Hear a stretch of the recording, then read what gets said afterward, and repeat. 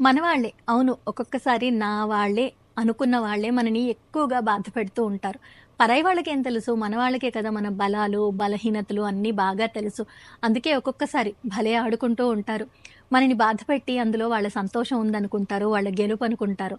అయితే ఇలాంటి ఆటలు ఆడే కంటే అంటే అలాంటి ఆటలు ఆడి, మన వాళ్ళని బాధపెట్టి పొందే సంతోషం కంటే, అలాంటి ఆట ఆడకుండానే ముందే నేను ఓడిపోయాను అని ఒప్పుకోవడంలో నిజంగా బోలెడంత సంతోషం ఉంది. ఎందుకంటే, మన వాళ్ళని బాధపెట్టి మనం సంతోషంగా ఎలా ఉండగలం చెప్పండి? ఒకవేళ వాళ్ళకదే ఇష్టమైతే ముందుగానే ఆట ఆడకుండా ఓడిపోయాం అని ఒప్పుకోండి. అయిపోతుంది. అలాంటి ఓపిక, తీరిక, అహం, కోరిక ఇలాంటివేవి మనకి లేవు అని ఒప్పుకోవడానికి ముందుండండి. మనవాళ్ళే. అందుకే ఒక్కొక్కసారి మనతో భలే ఆడుకుంటూ ఉంటారు. మనని బాధపెట్టి వాళ్ళు గెలుపొందాం అనుకుంటారు.